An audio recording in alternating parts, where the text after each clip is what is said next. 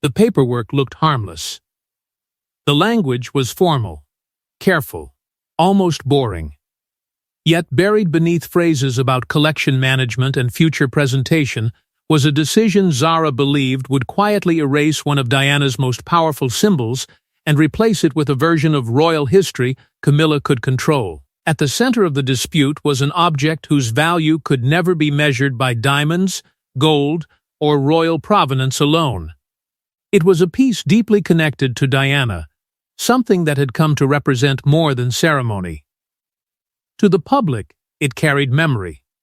To William and Harry, it carried something far more personal. And to Zara, it represented a line the palace should never cross. The proposed change was subtle. There would be no dramatic announcement, no public statement declaring that Diana's connection was being erased. Instead, the piece would gradually be absorbed into the wider royal collection, presented less as part of Diana's story and more as another possession belonging to the institution. Her name would become secondary. Her emotional connection to it would weaken with every carefully chosen phrase.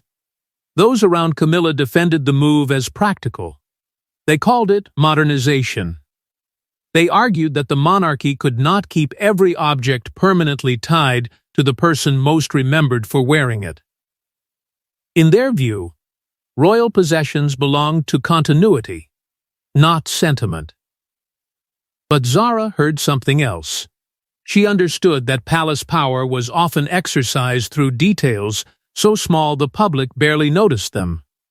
A seating arrangement, a procession order, a jewel chosen for one woman and withheld from another, a name quietly removed from an official description.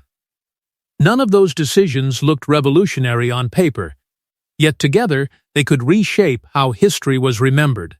Then Zara discovered the timing. The change had been scheduled for a period when royal attention would be consumed by other events, making it less likely that journalists or the public would examine the details closely. That alone made her suspicious. But what came next turned suspicion into certainty. A longtime member of the royal household quietly told her that similar proposals had surfaced before and had been resisted during Queen Elizabeth II's reign because Diana's association with the piece was considered too emotionally sensitive to disturb. That revelation changed everything. If the idea had once been considered too dangerous, why was it suddenly acceptable now?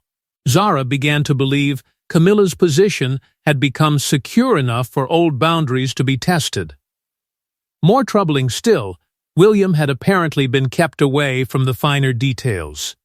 His connection to Diana made him the one person most likely to challenge the plan before it moved forward. And that was when Zara saw the true consequence. This was not only about what happened to Diana's memory today. It was about what George, Charlotte, and Louis might one day inherit: an intact family history, or a softened version shaped by people who had survived long enough to control the narrative. Anger would not be enough. Zara needed documents. She needed precedent. She needed something the palace could not dismiss as emotion. And that was when Zara stopped reacting like an offended relative and began preparing like someone who intended to defeat a palace decision before Camilla even realized she had an opponent. Zara knew palace arguments were rarely won by emotion. Feelings could be dismissed, memories softened, and objections buried beneath protocol. So instead of confronting Camilla immediately, she went looking for something stronger, a forgotten instruction from the past that could turn Diana's legacy into a constitutional problem. She moved quietly. No dramatic accusations, no angry calls.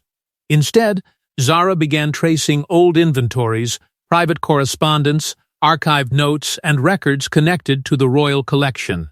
She spoke discreetly with people who understood how royal possessions were catalogued, transferred, and remembered. The deeper she went, the clearer one thing became. Ownership inside the monarchy was rarely as simple as it looked from the outside. A jewel might belong to the crown. Another might sit within a private family collection. Some pieces carried formal restrictions. Others carried something less legal but just as powerful. Understood wishes, historical associations, and instructions that generations of courtiers had treated almost like unwritten law. Then, Zara found the document. It was an old written instruction tied to the previous royal generation, preserved among records concerning Diana-linked pieces. The wording was careful, but its meaning was difficult to ignore. Certain items closely associated with Diana were expected to remain connected to her sons and, eventually, their descendants. They were not meant to be casually reassigned simply because the institution had moved into a new era. For Zara, this was the opening she needed. The instruction might not be strong enough to stop Camilla through law alone, but politically it was explosive. If the public ever learned that an older royal directive had been brushed aside while Diana's association was being weakened, the argument would no longer look like modernization. It would look like deliberate revision. Then came another detail.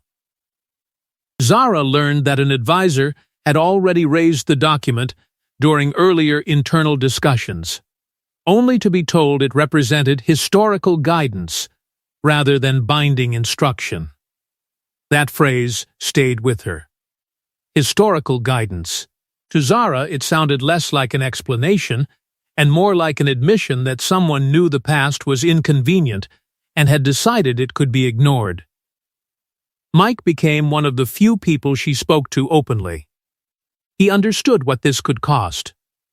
He warned her that once she challenged Camilla directly, normal family relations might never fully return. Birthdays, gatherings, private conversations, everything could carry the weight of what she had done. But Zara was already beyond that fear. To her, the greater betrayal would be knowing what had happened and choosing silence, because silence was easier. Still, she kept William out of it for the moment. She feared that if he became involved too early, palace officials would surround him, urge restraint, and turn him into the very obstacle they could use to stop her. Then, buried in an itemized record connected to Diana's possessions, Zara found something else. A reference to a private request. Not policy. Not protocol. Diana's own words. The old instruction gave Zara leverage, but the second discovery gave her something far more dangerous. Diana's own wishes, preserved in words the palace had never expected to become part of the fight. What Zara found was not a grand legal document or public declaration. It was far more intimate, a private note connected to Diana's personal wishes. And within a few handwritten lines, Zara believed she had uncovered the one thing Camilla could never publicly challenge without reopening decades of pain. The note was simple, almost painfully so. Diana had expressed a wish that the piece remain connected to William and Harry, and one day to the families they would build after her. There was no legal threat buried in the wording, no demand backed by lawyers, no formal command to the crown. It was a mother thinking ahead, trying to make sure that something carrying her memory would remain close to her sons long after she was gone. That was precisely what made it so dangerous.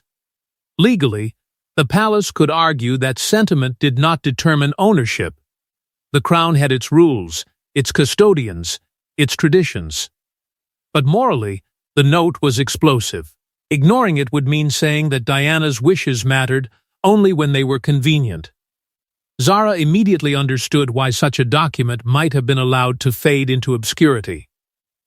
The disputed piece now stood at the center of three competing claims: the crown's authority over royal property, Camilla's authority in the present, and Diana's emotional claim from the past. And those three forces could not comfortably exist together. Before moving further, Zara contacted Anne. She did not ask for permission. She asked whether Diana's wishes surrounding such pieces had ever been discussed privately within the family. Anne was cautious. She refused to turn the conversation into an attack on Camilla. But she confirmed enough.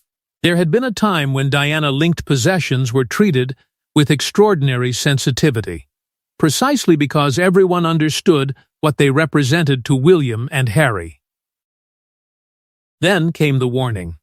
If Zara challenged the decision openly, Camilla might not see it as a disagreement over one object. She could see it as a challenge to her place, her authority, even the legitimacy she had spent years building inside the family. Zara's response was sharp. Legitimacy, she believed, could not depend on rewriting the emotional history of everyone who came before. That was the divide now opening inside the monarchy. Older generations had survived by swallowing pain, protecting appearances, and allowing silence to do the work. Zara was beginning to believe that silence had not protected the family at all. It had merely buried problems until they became larger. There was one person she could no longer keep outside the truth. William. When Zara finally showed him the note, there was no immediate explosion, no furious demand. He simply read it. Then read it again. The silence that followed was heavier than anger. For him, those words were not evidence in a palace dispute. They were his mother speaking across decades. When he finally asked what Zara intended to do, she told him plainly she would force the issue into the open inside the family before anyone had another chance to bury it. William would not lead the challenge. He knew that openly confronting Camilla could place Charles in an impossible position and tear open old wounds at the highest level of the monarchy. But he did not tell Zara to stop. William's silence was not permission. But Zara understood it as something almost as powerful, and with Diana's words in her possession, she requested the meeting Camilla never expected her to demand. Camilla entered the meeting believing she was dealing with family irritation.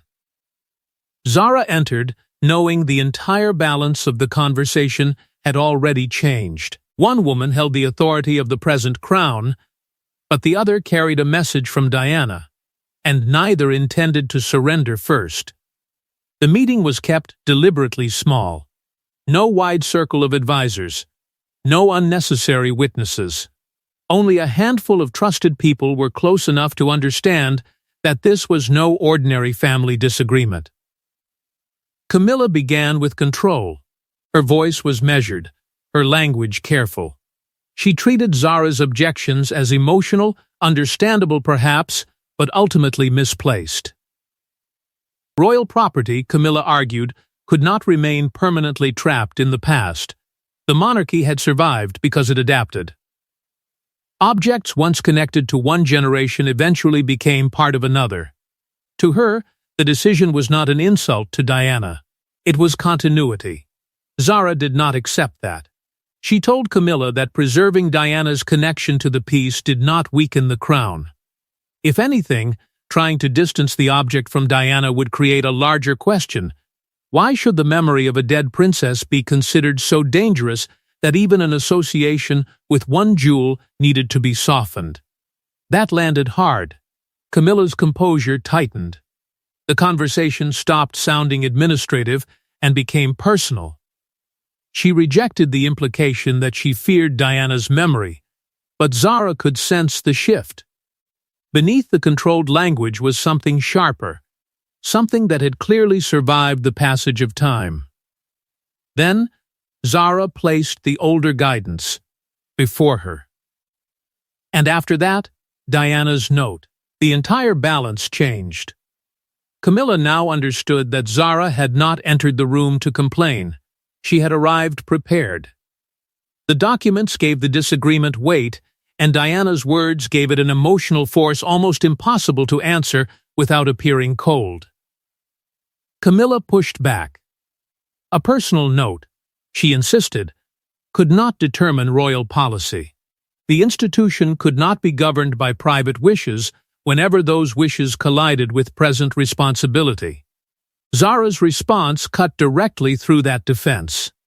The monarchy, she argued, could not celebrate family feeling when it strengthened tradition, then dismiss that same feeling when it became inconvenient. If Diana's wishes mattered in speeches, memorials, and anniversaries, why should they suddenly become irrelevant when actual decisions were being made? Now the jewel was no longer the real issue. The argument widened into everything that had been left unresolved: Diana's place in royal memory, the pain surrounding her final years, and the long journey by which Camilla had moved from controversial outsider to queen. Camilla accused Zara of reopening wounds Charles had spent decades trying to close. Zara did not retreat. Wounds, she said, do not close simply because the palace stops mentioning the person who was hurt. And then William joined the discussion. Camilla seemed to expect relief. Perhaps he would calm Zara. Perhaps he would insist that the past remain buried for his father's sake. Instead, William asked for the note. He read his mother's words in front of everyone. There was no dramatic outburst. That made the moment worse. His silence became the most powerful reaction in the room, and for the first time Camilla appeared to understand how exposed the decision had become. But Zara had not brought William there simply to witness an argument, because the move that would truly stun the family was already prepared, and Camilla was about to discover the meeting had been only the beginning. Camilla expected Zara to leave angry. Instead, Zara revealed that she had already taken action. Quietly, before entering the room, she had triggered a formal review that could freeze the decision completely and place Diana's forgotten wishes before people Camilla could not simply overrule. For a moment, the entire dispute changed shape. This was no longer a private argument that could be settled with a quiet conversation and a few carefully chosen words. Zara had pushed the matter beyond family hierarchy and into the hands of trustees, custodians, legal advisors, and officials responsible for protecting the royal collection. Until they reviewed the history of the piece, its association with Diana, and the older guidance Zara had uncovered, any reassignment or change in presentation could be paused. Camilla understood the danger immediately. Her anger was no longer about Zara's tone. It was about control. Once an institutional review began, the outcome could not simply be decided by rank. Every document mattered. Every previous instruction mattered. Diana's note mattered. Zara made one thing clear. She had not spoken to the press. She had leaked nothing. She had not tried to embarrass Camilla publicly. Her purpose, she insisted, was to protect the object and force a fair examination before an irreversible decision was made. That restraint made her position harder to attack. Camilla could call her stubborn. She could call her emotional. But she could not easily accuse Zara of chasing headlines. Then, Charles entered the dispute. His frustration was immediate. Why, he demanded, had Zara escalated something so sensitive without coming to him first? Zara's answer struck directly at the old palace system. She feared that if she had gone through normal family channels, the issue would have been softened, delayed, or quietly closed before anyone independent could examine it. Now Charles was trapped. Defending Camilla completely meant dismissing Diana's expressed wishes in front of William. Supporting the review meant allowing a challenge to a decision associated with his wife. William remained controlled, but when he finally spoke, his words carried more weight than anger ever could. Anything involving his mother's legacy, he told Charles, should have included him from the beginning. That sentence widened the conflict. This was no longer simply Zara against Camilla. It was becoming a challenge to the way palace decisions had always been made. Behind closed doors, through hierarchy, with younger family members expected to accept what senior figures had already decided. Zara had forced everyone into the open. Camilla had to defend the change. Charles had to choose whether to stop the review. William had to decide how far he would go for Diana's memory. Meanwhile, aides began worrying about something none of them could fully control. What if the story leaked? If Britain came to believe Diana was being quietly removed from an object closely associated with her, the reaction could overwhelm any official explanation.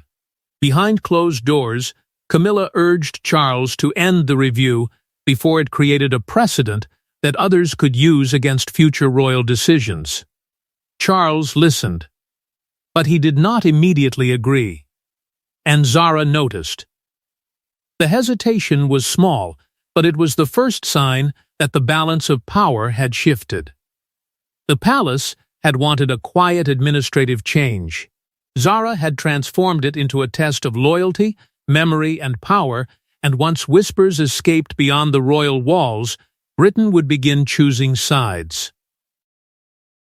No official statement had been released, yet the silence itself became suspicious. Royal correspondents noticed cancelled plans, altered schedules, and unusual movements around the collection. Then one carefully sourced report mentioned a disagreement over Diana's legacy, and Britain erupted before the palace could contain the story. At first, the details were incomplete.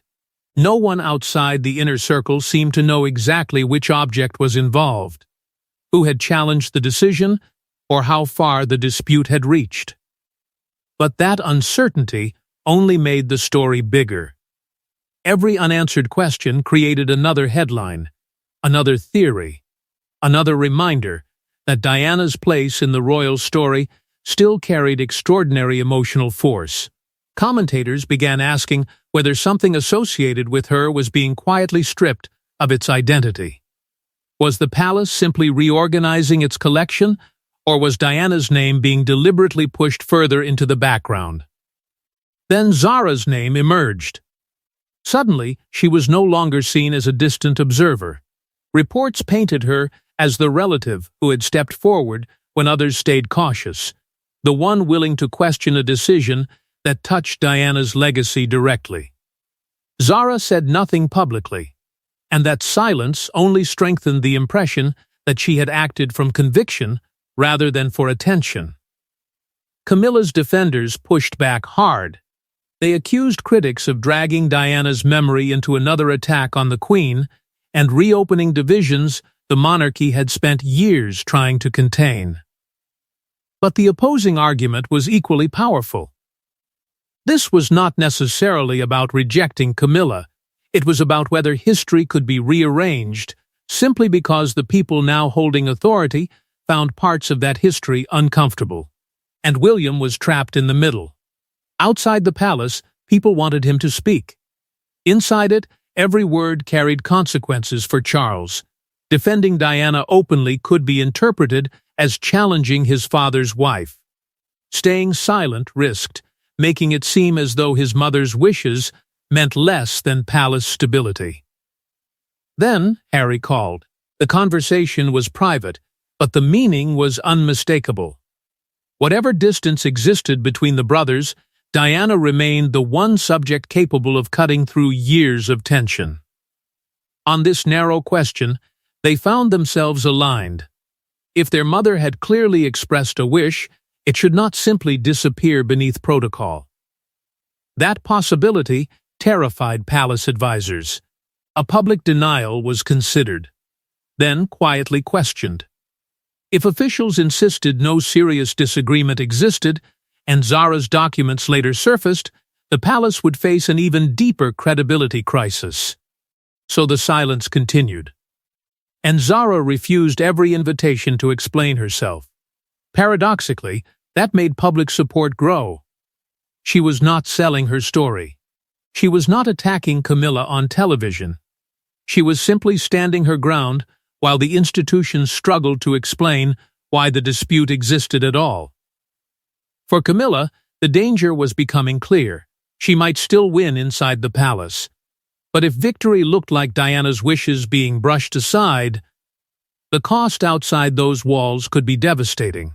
With Britain watching and both of Diana's sons suddenly drawn into the same fight, Charles faced a decision he had avoided for decades: protect Camilla from the past, or publicly acknowledge that Diana's wishes still carried power inside the monarchy. Charles had spent years balancing memory against marriage, history against the present, and public feeling against private loyalty. But Zara's intervention had removed every comfortable middle ground. Whatever he decided now would be interpreted as a verdict not merely on a jewel, but on Diana herself. The internal review gave him little room to hide behind procedure. Technically, the Crown retained control over the disputed peace, but the older guidance Zara had uncovered pointed strongly toward preserving its connection to Diana, and ultimately to her sons and their descendants. Advisors warned Charles that ignoring that recommendation would not make the controversy disappear. It would turn a private disagreement into a public battle the monarchy did not need. Camilla refused to see retreat as the answer.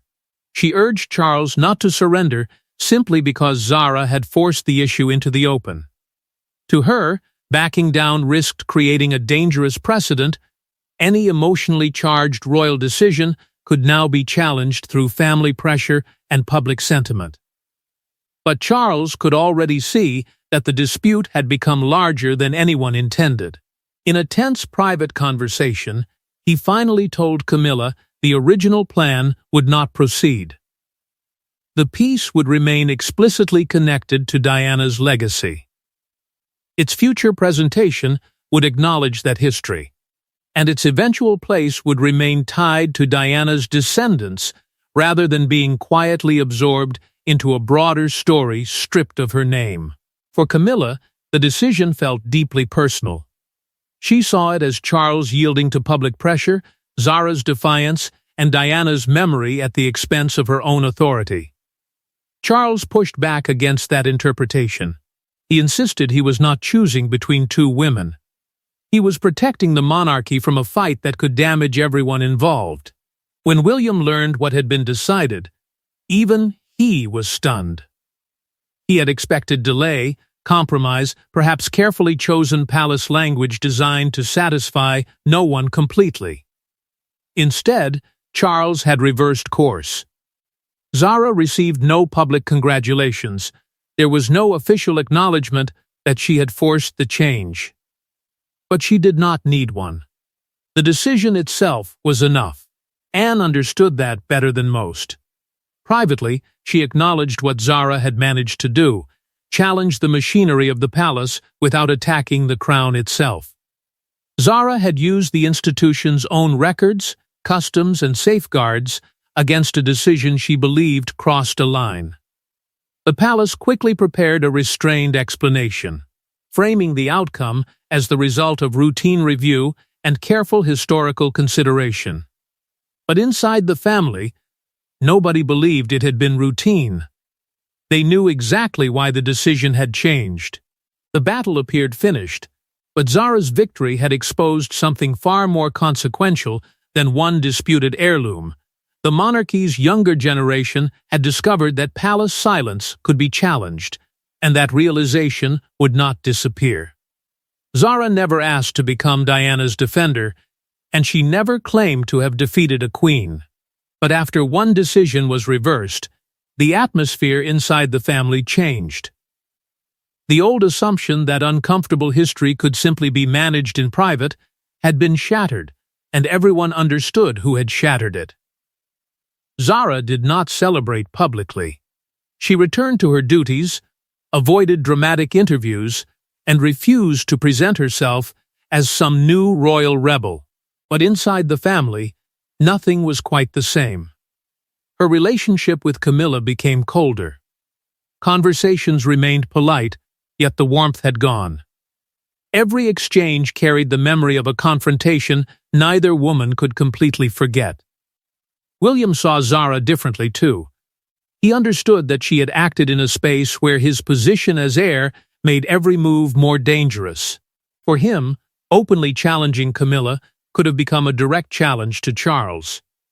Zara had carried that risk instead, and the result forced William to confront a question he could no longer postpone. When he eventually held greater authority, how would he protect Diana's legacy from becoming softened by time? Charles responded in his own way. Future decisions involving deeply personal family possessions, memorials, and historically sensitive objects would now require wider consultation. What had once been handled quietly could no longer be assumed to remain quiet. Even palace staff sensed the shift. Younger members of the family had watched Zara prove that tradition alone was no longer enough to silence disagreement. From outside the institution, Harry saw something equally powerful. Whatever divisions remained between him, William, and the wider family, Diana's memory had briefly created common ground. And the disputed object itself now meant more than before. It was no longer merely something Diana had once possessed or worn. It had become proof that her place in royal history could still inspire resistance. That was Zara's real victory. Not humiliating Camilla. Not creating another public feud. It was stopping Diana's story from being quietly rewritten without challenge. But the consequences reached far beyond one decision. Because if Zara could force the palace to reconsider this, what would happen the next time a private instruction, forgotten inheritance, or uncomfortable piece of royal history came to light? Because Zara may have won this battle in Diana's name, but inside a monarchy built on memory, inheritance, and silence. The next fight may already be waiting behind another locked palace door.